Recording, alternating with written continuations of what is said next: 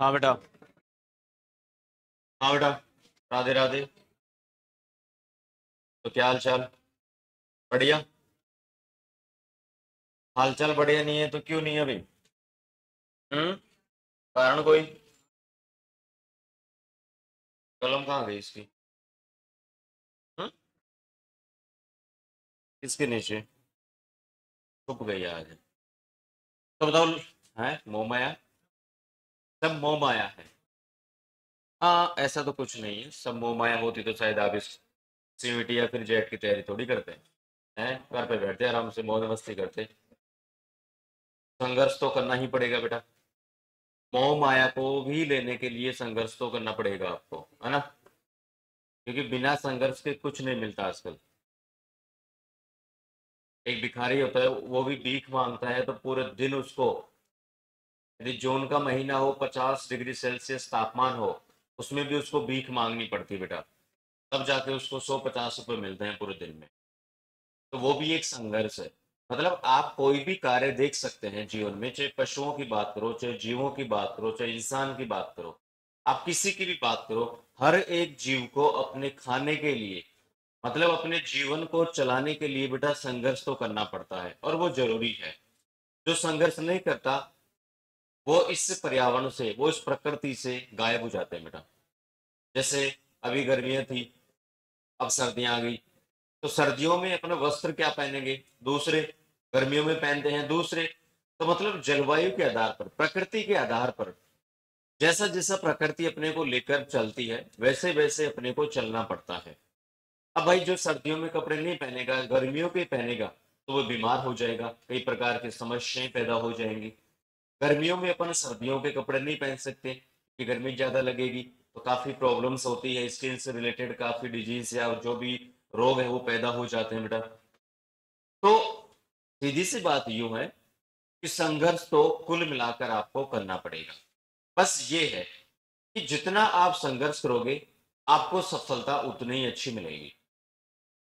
आपने 12th पास किया, किसी बच्चे की 70% है, किसी बच्चे की 98% है। पढ़ाया एक ही टीचर ने है, वही क्लासरूम, वही सिस्टम, वही माहौल पूरा। तो वहां पर दो बच्चों की परसेंट अलग अलग क्यों है? उसका रीजन ये है कि जो बच्चा 70% वाला है, उसने मेहनत केवल 70% की ही की है। जो बच्चा 98 बनाया है, उसने स्ट्रगल 98% जितना किया है, इसलिए उसकी 98 बनी है और उसकी 70% बन गई। ऐसा ही ये जो रूल है, आप पर होता है लागू। सभी टीचर्स आपको उसी तरीके से पढ़ा रहे हैं। कोई बच्चा टॉप रैंक निकालेगा तो किसी के नंबर कम आएंगे। किसी को गवर्नमेंट कॉलेज मिलेगा, किसी को कैंपस मिलेगा, किसी को टॉप रैंक मिलेगी, किसी का नहीं आएगा। कई प्रॉब्लम्स हो जाती है। तो वो सिर्फ आपके ऊपर निर्भर करता है कि आप जितनी मेहनत करोगे आपको उतना मिलेगा। किसी बच्चे के टेस्ट में 480 में से 400 नंबर आ रहे हैं, 450 नंबर आ रहे हैं, जिसका मतलब वो उतनी मेहनत कर रहा है रात दिन। किसी बच्चे के 200 नंबर आ रहे हैं, तो वो खुद जिम्मेदार है इस चीज का कि मैं सिर्फ 200 नंबरों की मेहनत कर रहा हूं, इसलिए उसके 200 नंबर आ रहे हैं बेटा जी। तो निर्भर आप पर करता है कि आप कितनी मेहनत कर रहे हो। जितनी मेहनत करोगे उतने नंबर मिलेंगे, सीधी सी बात है। यस या नो माय डियर? इसलिए यदि आपके नंबर कम आ रहे हैं तो उसमें ज्यादा टेंशन लेने की जरूरत नहीं है। उसमें ये सोचो कि कमी कहां पर है, उस कमी को दूर करो। मेहनत कम है तो उसको बढ़ाओ, आपके अच्छे नंबर आएंगे। जो टॉप बच्चा है उसके आप बराबर हो जाएंगे। देखो, एक लो बच्चा और जो टॉप बच्चा होता है उसमें फर्क यही होता है, कंटिन्यूटी का। बस कंटिन्यूटी सबसे इंपॉर्टेंट फैक्टर है यहाँ पर बेटा। कि जो इंटेलिजेंट है वो इंटेलिजेंट क्यों है? ईश्वर ने उसे कुछ अलग से नहीं दिया है। ईश्वर ने उतना ही दिमाग दिया है जितना इसी को दिया है। बस ये कंटिन्यूटी नहीं रख रहा, ये कंटिन्यूटी रख रहा है। इसलिए इसके टॉप नंबर है, इसलिए इसके टॉप नंबर इसके नहीं है, क्योंकि ये बीच में छुट्टियां कर लेता है, डेली पढ़ता नहीं है, डेली एक्सरसाइज सीट नहीं निकालता, क्वेश्चन सोल्व नहीं करता, जो डाउट्स होते हैं वो क्लियर नहीं करता, इसलिए ये कमजोर है। ये कुछ भी नहीं छोड़ता है मौका, इसलिए इंटेलिजेंट है। बाकी ईश्वर बना के नहीं भेजता कि तू इंटेलिजेंट है तू कमजोर है, ऐसा कभी नहीं होता। ओके? इसलिए कमियां हैं तो उनको दूर करो, नो डाउट। चलो लास्ट टाइम क्या पढ़ा था बेटा? लास्ट टाइम में क्या पढ़ा था बेटा? है प्रोटीन हो गई। प्रोटीन के बाद क्या देखा? प्रोटीन के बाद क्या देखा बेटा? क्लास में शायद ये देखा होगा कि सभी फसलों का कुल क्या है। क्या देखा था कि बेटा, तो जितने भी खाद्यान्न फसलें हैं, मैं फॉर्मल तरीके से बात करूं यहां पर, जैसे भाई मैंने सभी फसलों का जो कुल है बेटा वो क्या बताया था? कुल है जो फैमिली है बेटा वो मैंने क्या बताई थी? ग्रेमिनी या पोएसी या घास कुल, ऐसा कुछ बताया था कि बेटा? तो यहां पर मैं बात करूं कि भाई अधिकतर जो घासें है ना, घासें कौन सी बेटा? लगभग सभी प्रकार की घासें कौन से कुल में आती है? इसके अलावा बेटा जो गन्ना है वो भी किस में आता है? देखो भाई गैसे गन्ना और गैसे, यस या नो? फिर हम बात करते हैं बेटा क्या, कि भाई सभी फसलों का जो फल है उसको हम क्या कहते हैं? तो देखो बेटा फल को हम कहते हैं कैरियोप्सिस। क्या कहते हैं बेटा? कैरियोप्सिस। फल को क्या कहते हैं भाई? कैरियोप्सिस कहते हैं माय डियर। फिर बात करते हैं कि भाई पुष्प क्रम को क्या कहते हैं? पुष्प क्रम। तो भाई पुष्प क्रम को क्या कहते हैं? स्पाइक भी कहते हैं, बाली भी ले लेते हैं, वो अलग अलग फसलों में अलग अलग लेते हैं, या ईयर हेड भी कहते हैं। क्या कहते हैं बेटा? Year head. देखो एक बार, बाली को कहां पर पहना जाता है? बालियां जैसे लड़कियां पहनती है क्या? आजकल तो लड़के भी पहनने लगे भाई बालियां। जो लड़कियां नखरे करते थे वो लड़के भी करने लग गए, जैसे बड़े बड़े बाल बढ़ाना, फिर उनमें वो बक्कल सा डालना। अरे करते हैं क्या? आजकल तो छोरे ना नाक को भी पहनाने लग गए भाई, नाक में भी। बस वो नथ नहीं पहनते, बाकी तो मामला सारा वही है। तो बालियां कहाँ पर पहनी जाती है? कानों में। बेटा कहाँ पहनी जाती है? पैरों में थोड़ी ना पहनते हैं भाई। अरे कहाँ पहनते हैं? कानों में। कान को इंग्लिश में क्या कहते हैं? ईयर किसके पास है? तो नाम क्या है? बैठ गया मामला। अब हम बात करते हैं कि पुंकेसर की संख्या कितनी होती है खाद्यान्न फसलों में। तो पुंकेसर होते हैं बेटा तीन। कितने होते हैं बेटा? पुंकेसर होते हैं तीन, लेकिन अपवाद है चावल। अपवाद कौन है बेटा? चावल। इसमें होते हैं छह। अपवाद कौन सा है बेटा? चावल। और चावल में कितने होते भैया जी? उनके सिर्फ छह होते हैं बेटा, नोट करो।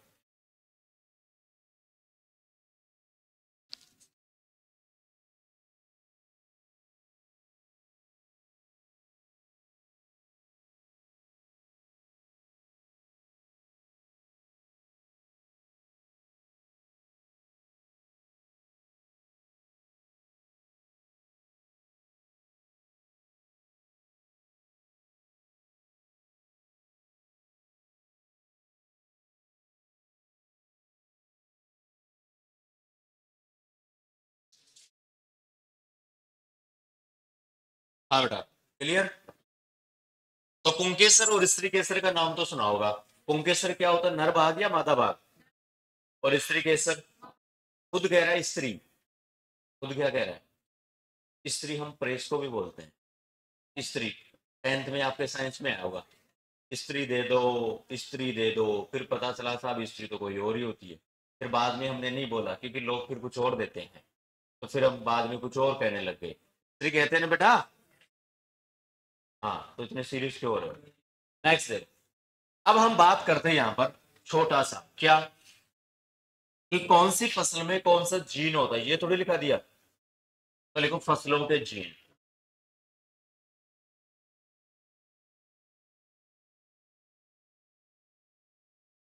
फसलों के जीन। चलो बेटा बताओ मुझे, देखिए कौन कौन से जीन होते हैं। मक्का, फिर देखेंगे ज्वार, फिर देखेंगे बाजरा, फिर आएगा चावल या धान, फिर आएगा गेहूं, और अंत में आएगा जो। यस या नो माय डियर? अब बताओ भाई। अरे भाई रुको तो सही, आप लोग साथ में क्यों लिख रहे हो? मैंने तो कहा ही नहीं लिखने के लिए। लिखने की ना बड़ी जल्दी रहती है, कोई तड़प है क्या आपके अंदर लिखने की? हाँ वैसे तड़प तो होनी चाहिए, जरूरी है ना, वरना तो पड़ोसी लिख के चला जाएगा। मैं मक्का की बात करता हूँ बेटा, मक्का में कौन सा है? ओपेक्टो। मेरे साथ में आप बोला करो, है ना। मक्का में कौन सा है बेटा? बेटा ज्वार में कौन सा है? काफिर 60। कौन सा है बेटा? या हम इसको सीके 60 भी बोलते हैं, क्या बोलते हैं इसको? बेटा बाजरा में कौन सा है? ट्रिफ्ट 23A। कौन सा है बेटा? ट्रिफ्ट 23A। फिर कौन सा है? चावल या दान, कौन सा बेटा? DG2। कौन सा बेटा? डन। फिर कौन सा है? इसमें तो आप जानते होंगे, नोरिन 10। कैसा है बेटा? फिर बेटा जौ में कौन सा है? UZU। देखो, सबसे पहले मैं ये छोटी सी बात करूं कि हरित क्रांति के रूप में कौन कौन सी फसलों को लिया गया था? सारी थी। हरित क्रांति के रूप में सभी फसलों को लिया गया था बेटा। लेकिन हमें सफलता ज्यादा किसमें मिली? गेहूं और चावल में।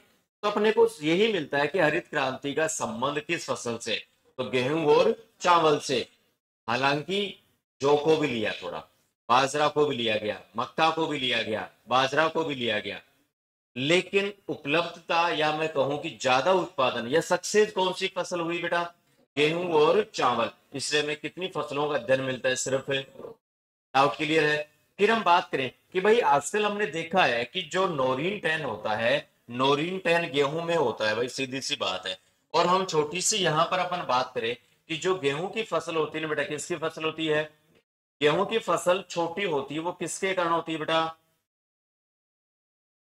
वो नोरिन 10 के कारण होती है। किसके कारण होती है भाई? अरे आजकल देखा होगा ना बेटा, गेहूं का जो पादप है बड़ा छोटा सा होता है, वो किसके कारण होता है? नोरिन 10। नोरिन 10 जीन है जो कैसा है? बोनेपन का। कैसा है बेटा? चावल भी कैसा होता है? छोटा। गेहूं भी कैसा होता है? छोटा। जो कि थोड़ी सी लंबाई क्या होती है? ज्यादा। तो चावल और गेहूं की जो लंबाई है वो जीन के कारण क्या होती है? छोटी। क्यों? क्योंकि इनको वो जो जीन है ना दोनों, वो ही कैसे हैं? बोनेपन वाले। कैसे हैं बेटा? जोर से बोलो।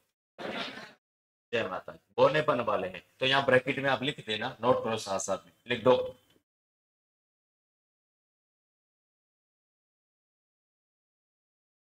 बोनेपन का। और भाई चावल कहाँ गया? इसमें भी लिख देना, बोनेपन का। नोरिन 10 की मैंने आपको हिस्ट्री बताई थी ना, जापान से आया था, फिर उसको मैक्सिको में ले गए, फिर नोरिन से इसको नोरिन 10 बनाया था बेटा। ऐसा इतिहास है इसका बहुत बड़ा। आज भी मुझे याद है जापान की वो हिस्ट्री। हाँ। नोरिन 10 को लेकर, नोरिन को लाए थे, नोरिन से नोरिन 10 बनाया था फिर।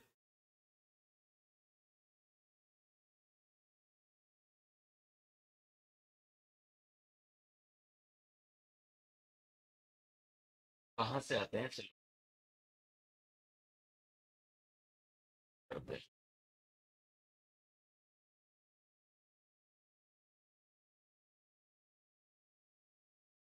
लिखो बेटा।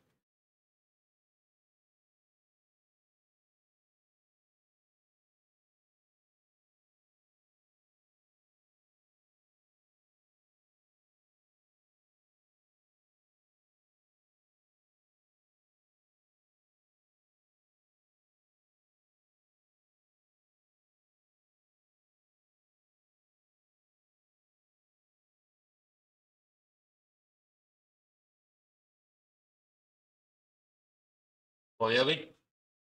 ये क्या थे बेटा? खाद्यान्न फसलों के जीन। जीन मोस्टली अपने को खाद्यान्न फसलों में मिलते हैं। क्या आज का ही है क्या? धन्यवाद।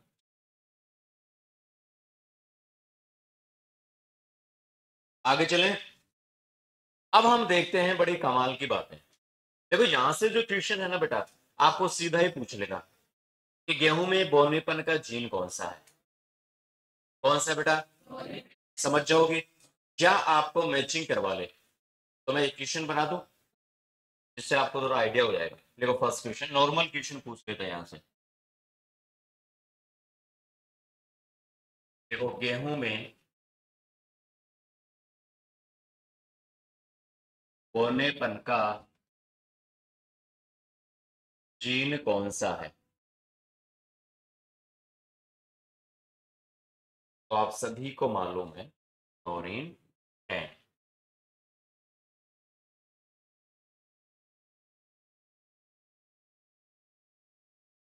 ओके, ये है फर्स्ट क्वेश्चन। सेकंड,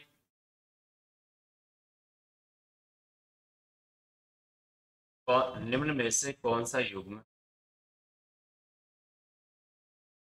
आगे चलो,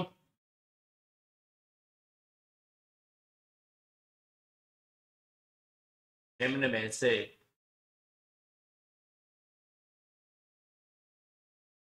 कौन सा युग्म असुमेलित?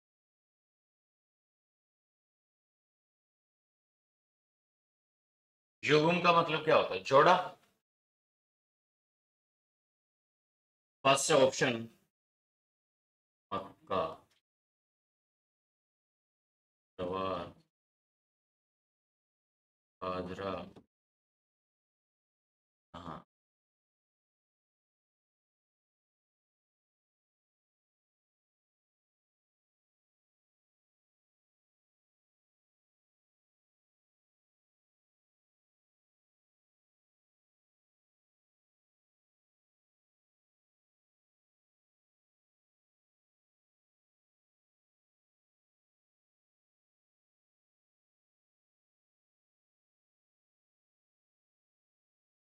कौन सा जाएगा?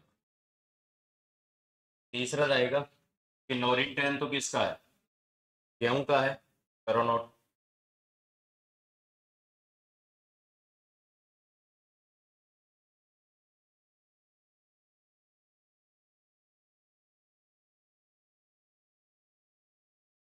हो गया? यार तुम, आप दोनों के बीच बहुत बातें होती हैं। जब भी मैं देखता हूँ आप दोनों बातें ही करते रहते हो। लिखते ऐसे बावली की तरह लिखते रहेंगे। अच्छा, सही बता। भाई इतना भी कोई बावड़ा होता है क्या बात करने में? हैं? अब देखो, अब इनको मैंने ऐसे बोला कि बेटा आप बात करते हैं, मैं कर कर जा। मतलब इंसान खुद कंफ्यूज है कि मैं बात कर रहा हूँ या कुछ और कर रहा हूँ। है? अरे भाई बताओ, गलत बात है कि नहीं है? ये अच्छी बातें हैं क्या? ये लक्षण अच्छे हैं क्या? मतलब खुद कार्य करके खुद कंफ्यूज कब किया मैंने? है? और ऐसे बता दे कर दिया। हाय, हो गई बात है। शर्म आ गई क्या? मम्मी आ गई क्या? नहीं बोले सर आज तो पापा आए हैं। क्यों? बोले मम्मी मामा की गई हुई है, इसलिए। अब हम बात करेंगे संकर किस्मों की, जहां से अच्छे क्वेश्चन पूछे जाते हैं। तो हेडिंग डालो, फसलों की प्रथम संकर किस्में।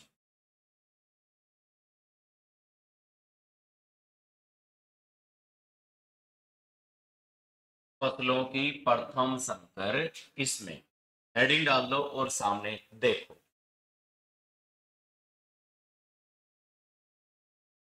फसलों की प्रथम संकर किस्में। आज बेसिक पूरा हो जाएगा, फिर कल से अपन धान स्टार्ट करेंगे, है ना? देखो बेटा सामने एक बार हेडिंग डाल दी भाई। अब आ जाओ। सबसे पहले फसल आएगी मक्का,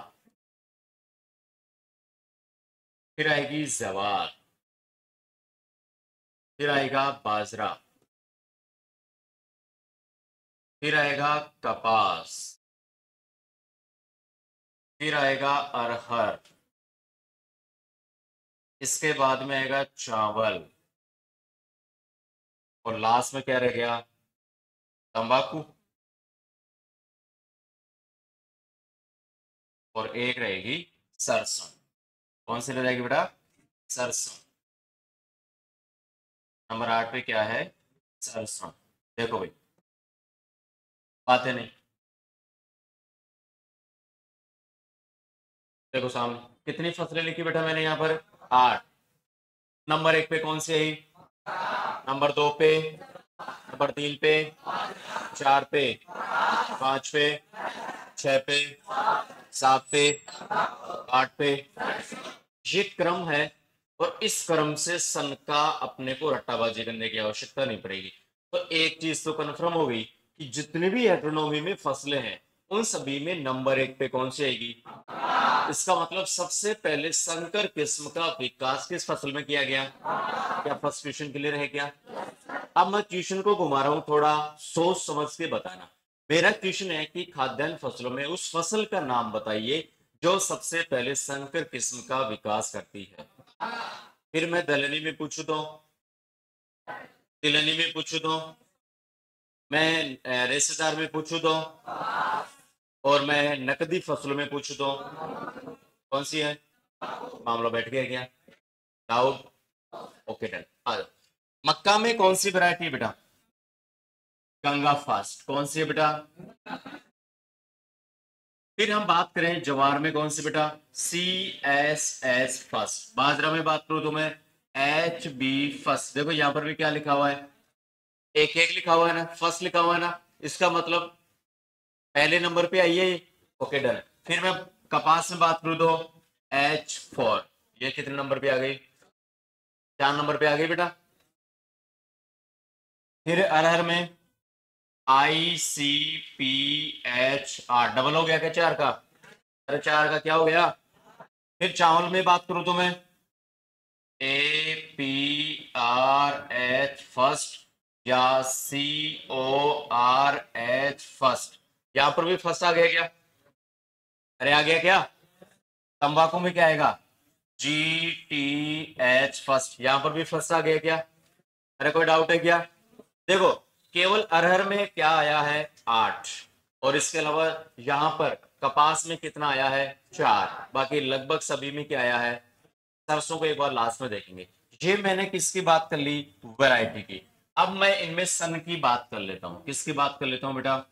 तो देखो सन को भी रटने की आवश्यकता बिल्कुल भी नहीं है। शुरुआत कहां से होती है, 61 से, फिर 64, फिर 65, फिर 1970, फिर आ जाओ 1991, 92, फिर कितना आ जाएगा 1994, 95। आ गया क्या, अरे बढ़ते हुए क्रम में है क्या। तंबाकू में सन नहीं दे रखी बेटा, सरसों में दे रखी है, वो अपन लास्ट में बात करेंगे, 2009 आएगा। तो बेटा मक्का में कौन सी वैरायटी है,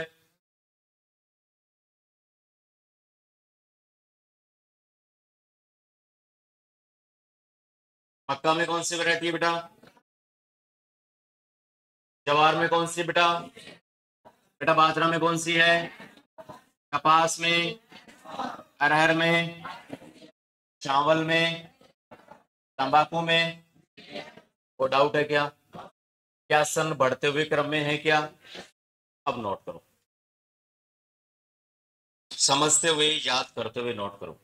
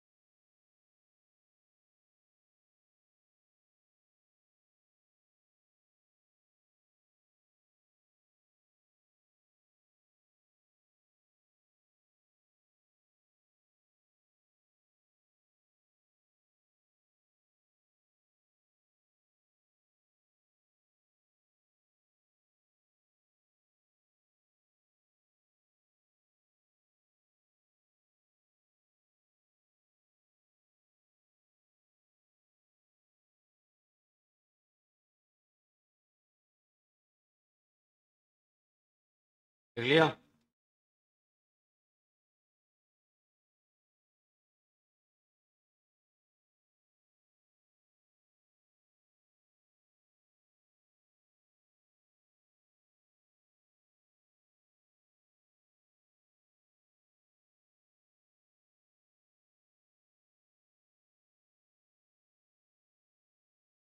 हो गया। अब आ जाओ, सरसों की बात कर लेते हैं। तंबाकू लिख लिए बेटा।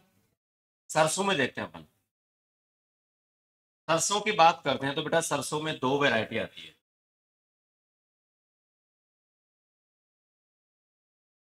एक तो आती है बेटा इसमें पूसा जय किसान। कौन सी आती है बेटा? पूसा जय किसान। ये जो पूसा जय किसान है बेटा, ये कहां से विकसित हुई है? जैव प्रौद्योगिकी के द्वारा। कहां से विकसित हुई है बेटा? जैव प्रौद्योगिकी द्वारा विकसित। ध्यान रखना, क्वेश्चन पूछा जाता है कि जैव प्रौद्योगिकी के द्वारा विकसित सरसों की कौन सी वैरायटी है। ओके, बहुत इंपॉर्टेंट है। दूसरा है हमारा यहां पर NRCHB 506। ये कहां से विकसित हुई बेटा? सेवर भरतपुर से। अरे भाई, सरसों का अनुसंधान संस्थान कहां पर है? सेवर भरतपुर में। तो ये कहां से विकसित हुई? सेवर भरतपुर से।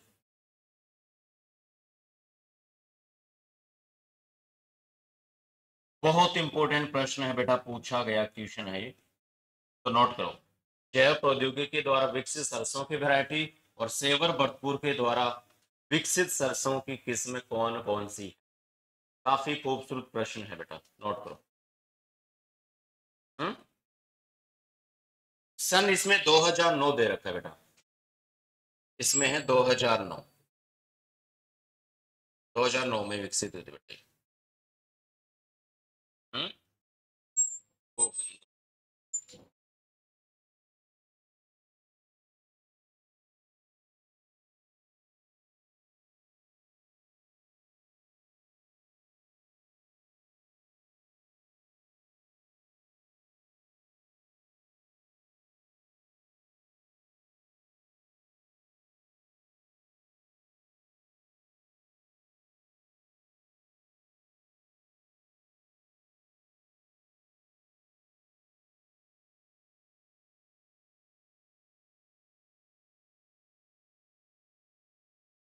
हो गया।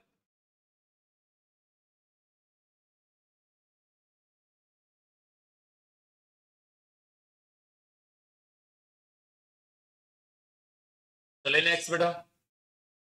बस थोड़ा बहुत हो रहा है, आज बेसिक फिनिश है। अब आएगा बहुत इंपॉर्टेंट टॉपिक, उत्पादन की हम बात करेंगे बेटा। किसकी बात करेंगे अब?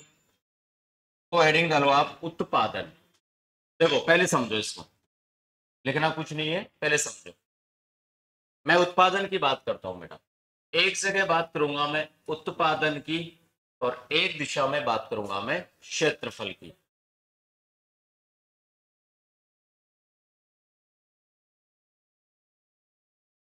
मैं इस चीज से आज बचाव करना चाहता हूं, लेकिन आप खुद नहीं चाहते कि बचाव हो।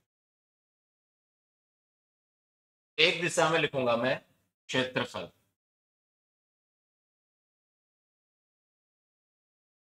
इसको समझना बेटा, ये बहुत इंपॉर्टेंट है। यहां से आपके आईसीआर और सीवीटी जो भी है, और जेट में एग्जाम जो होती है आपके, उसमें भाई साहब पूछा जाता है। उत्पादन की बात करूंगा मैं खाद्यान्न फसलों की। सिर्फ और सिर्फ मैं यहाँ पर किसकी बात कर रहा हूं? मैं यहाँ पर खाद्यान्न फसलों की बात कर रहा हूँ। पूरे विश्व की भी बात करेंगे, भारत की भी बात करेंगे, और अपने राजस्थान की भी बात करेंगे। तो मैं पहले बात कर रहा हूं यहाँ पर उत्पादन की। तो विश्व में प्रथम स्थान कौन है बेटा? विश्व में फर्स्ट है यहाँ पर चीन। कौन है बेटा? चीन। सेकंड नंबर पे कौन है बेटा? भारत। सेकंड नंबर पे कौन है बेटा? भारत। ये क्वेश्चन क्लियर हो गया क्या? अरे भाई, चाइना फर्स्ट नंबर पे है क्या? और सेकंड नंबर पे कौन है? लेकिन वहीं पर यदि अपन क्षेत्रफल की बात करते हैं, किसकी बात करते हैं बेटा? क्षेत्रफल में फर्स्ट कौन है? विश्व में फर्स्ट और फिर आएगा सेकंड। तो यहां पर जो मामला है वो उल्टा हो जाएगा वहां जाके। तो भाई यहां पर फर्स्ट तो कौन है, भारत, और सेकंड कौन है, चीन। विश्व का मामला समझ में आ गया क्या? चलो एक छोटी सी और बात कर लेते हैं कि भाई विश्व की हमने बात कर ली, नो डाउट, लेकिन अब हम बात करेंगे यहां पर उत्पादकता की। देखो क्षेत्रफल की बात कर ली, उत्पादन की बात कर ली, अब मैं किसकी बात करूंगा बेटा, उत्पादकता। उत्पादकता क्या होती है बेटा, जो हमें प्रति हेक्टेयर उत्पादन मिले। कैसे मिले बेटा, प्रति हेक्टेयर क्या मिले हमें, उत्पादन मिले।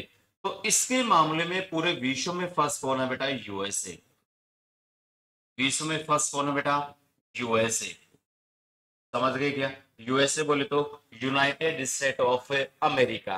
ये 4-5 क्वेश्चन कवर हुए, एक नहीं हुए। कि भाई क्षेत्रफल के मामले में तो फर्स्ट कौन है बेटा, भारत, लेकिन सेकंड पे कौन है, विश्व में उत्पादन में फर्स्ट कौन है, लेकिन सेकंड कौन है। लेकिन प्रति हेक्टेयर के मामले में बात करते हैं तो पूरे विश्व में प्रथम स्थान पे कौन है। क्या था, कोई डाउट?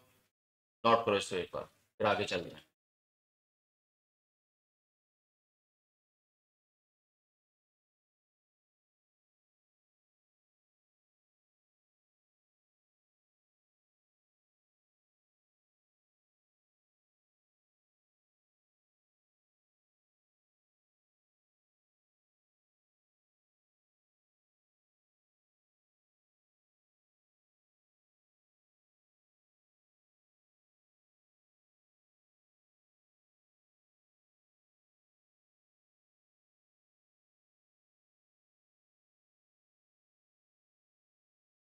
ऐसे ही थोड़ा कंपैरिजन करके आप नोट करना, ताकि एक जगह आपको याद रहे।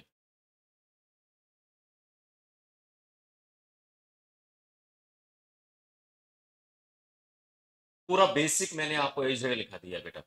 अब यदि आपको बेसिक पूरा याद है तो आगे फसलों में अपने को कोई प्रॉब्लम नहीं आएगी। इसलिए आप बेसिक को पूर्ण तरीके से याद करें, जैसे मैंने आपको ट्रिक बता बता के याद किया उसी प्रकार।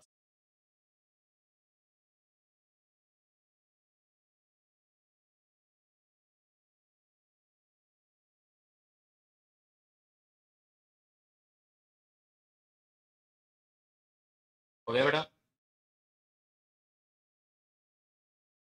अब हम बात करेंगे भारत की। किसकी बात करेंगे बेटा, अब हम भारत की बात करें।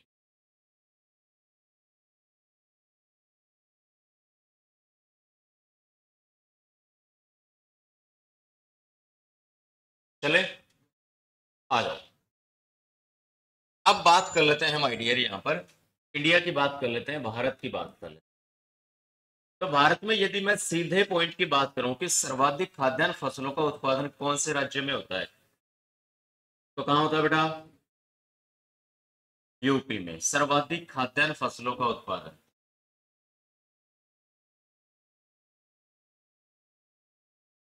सर्वाधिक खाद्यान्न फसलों का उत्पादन कहां पर होता बेटा, यूपी में। कहां पर होता बेटा, यूपी। Okay done. फिर होता है एमपी, फिर आता है राजस्थान। लेकिन मैं उत्पादकता की बात करूं तो उत्पादकता सबसे ज्यादा कहां पर है, पहला है पंजाब और दूसरा क्या है बेटा, हरियाणा। पहला तो है पंजाब और दूसरा क्या है बेटा, हरियाणा। नोट करो।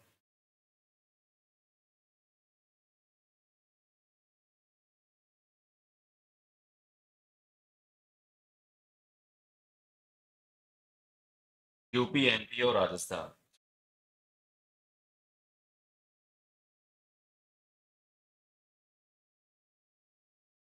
उत्पादकता वही आ गई, प्रति हेक्टेयर क्षेत्रफल।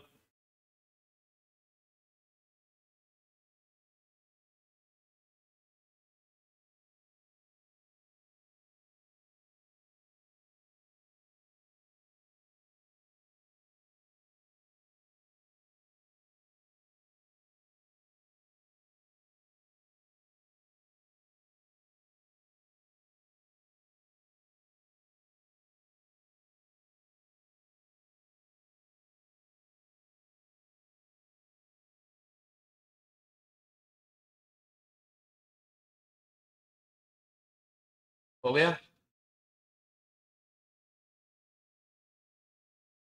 अब देखो बेटा, यदि हम राजस्थान की बात करते हैं, किसकी बात करते हैं बेटा?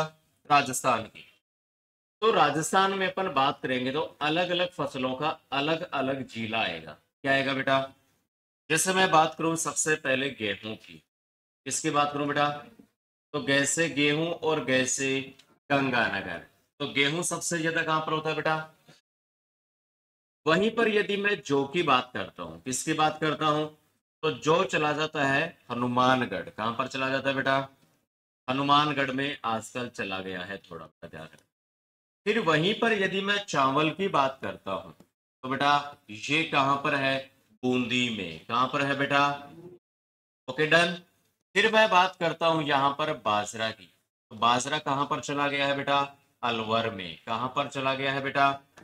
लेकिन इसका जो क्षेत्रफल है ना बेटा, क्षेत्रफल कहां पर है? बाड़मेर। ध्यान रखना भाई, कहां पर है? क्षेत्रफल कहां पर बेटा इसका?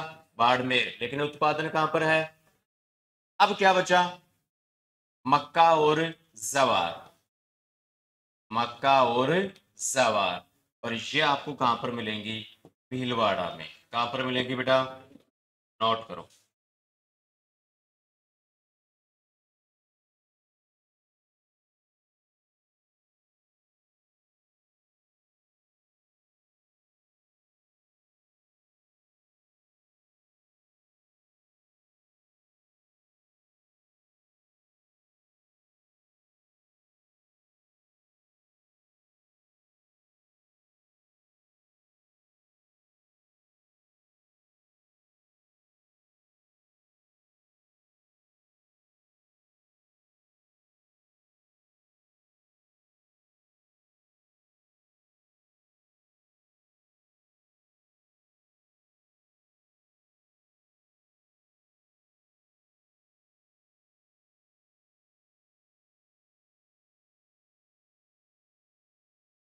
हो गया बेटा?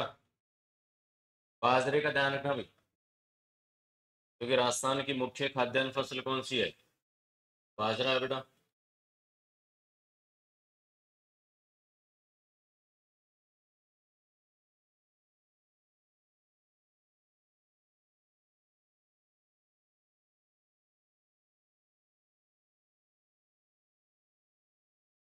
हो गया?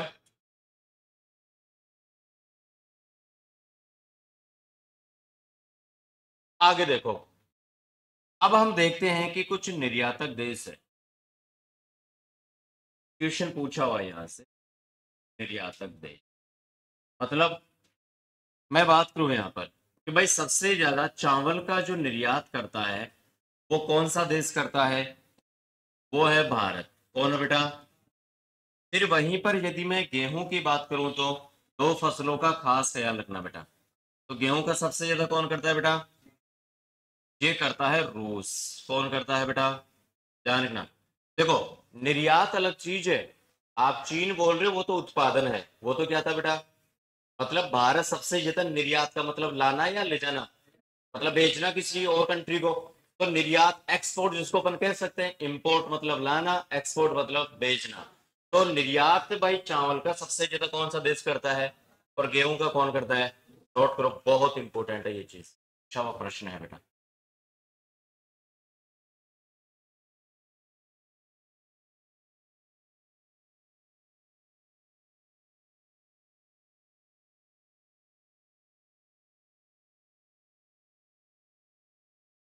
परीक्षण बार तो आपको बीच में लिखाई दिया था इनका, बॉटनिकल नेम लिखाई दिए थे। हो गया था ना? फैमिली आई गई।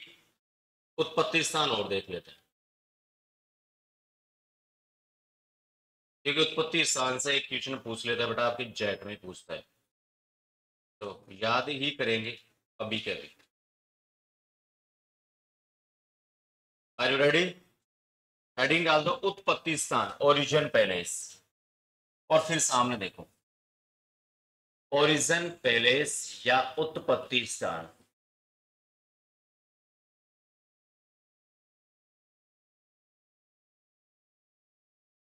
ओरिजिन पैलेस या उत्पत्ति स्थान। देख लिया बेटा? आ जाओ सामने। देखो, अब हम एक एक फसलों को देखते हैं। पहले अपन खरीफ वाली फसलें हैं उनको देख लेते हैं। मक्का, जवार, बाजरा, चावल, गेहूं, और एक कौन सी फसल रहती है बेटा? जौ। कौन सी रहती है बेटा? अब देखो, मैं से मक्का और मैं से मैक्सिको, और मैक्सिको कहां पर है बेटा? लेकिन कौन सा अमेरिका? दक्षिणी अमेरिका, ध्यान रखना कौन सा अमेरिका है। पहला कवर हो गया, पहला डाउट क्लियर। मैं से मक्का और मैं से जवार और बाजरा दोनों के दोनों अफ्रीका। कहां पर है बेटा? कोई डाउट? मैं जौ की बात कर लेता हूं पहले। इथोपिया या एबीसीनिया, कहां पर है बेटा? इथोपिया या फिर एबीसीनिया। अब जो सबसे ज्यादा क्वेश्चन पूछा जाता है, एक तो मक्का का और इसके अलावा चावल और गेहूं का। तो भाई चावल का क्या आएगा? दक्षिणी पूर्वी एशिया, क्या आएगा बेटा? और गेहूं का क्या आएगा? दक्षिणी पश्चिमी एशिया, क्या आएगा बेटा? देखो, केवल और केवल कितने शब्दों का फर्क है? पूर्वी और पश्चिमी। फर्क है क्या? अरे पूर्वी और पश्चिमी फर्क है क्या? यहीं पर सबसे बड़ा कंफ्यूजन है बेटा। तो बात कर लेते हैं अपन, आ जाओ। यहां पर देखो, चावल है और यहां पर क्या है? गेहूं है। क्या है बेटा? है क्या? अब गेहूं को इंग्लिश में क्या बोलते हैं बेटा? व्हीट। क्या बोलते हैं बेटा? और चावल को इंग्लिश में क्या बोलते हैं? राइस। क्या बोलते हैं बेटा? पश्चिमी दिशा को ईस्ट बोलते हैं या वेस्ट बोलते हैं? अरे पश्चिमी दिशा को क्या बोलते हैं? वेस्ट। तो WEST। और पूर्वी दिशा को क्या बोलते हैं? ईस्ट। क्या बोलते हैं बेटा? अब देखो, W से हो गया क्या मामला? अरे हुआ कि नहीं हुआ? अरे बोलो, W से W हो गया क्या? मामला क्या होता है? फिनिश। कंफ्यूजन रहेगा क्या? या फिर ऐसे याद ना रहे तो आप ऐसे याद कर सकते हो कि भाई जब सुबह हम आते हैं, सुबह सुबह, तो हम चावल का नाश्ता करके आते हैं। किसका नाश्ता? अब सूर्योदय कब होता है? सुबह या शाम को? सुबह होता है तो कौन सी दिशा से होता है? पूर्वी या पश्चिमी? तो पूर्वी आ रहा है क्या? अरे बोलो तो सही। तो सुबह सुबह जब हम आते हैं तो किसका नाश्ता करके आते हैं? नोट करो। दोनों में से कोई सा भी तरीका आप एक याद कर लेना।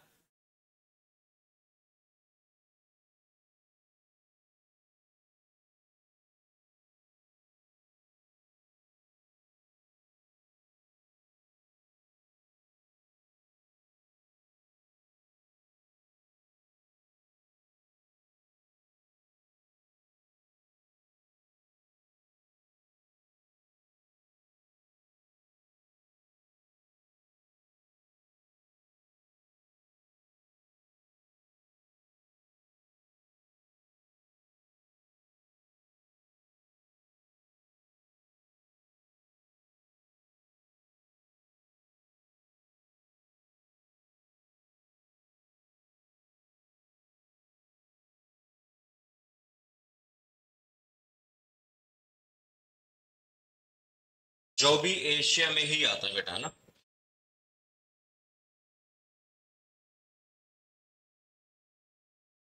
याद हुआ कि नहीं हुआ?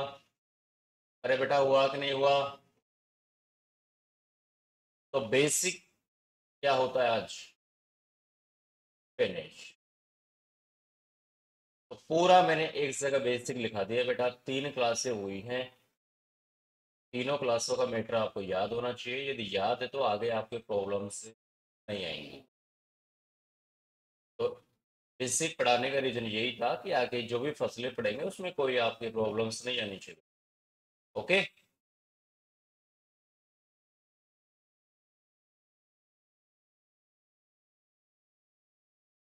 ठीक है, बाकी देखते हैं। कल हम टॉपिक स्टार्ट करेंगे चावल या दाल। ओके बेटा।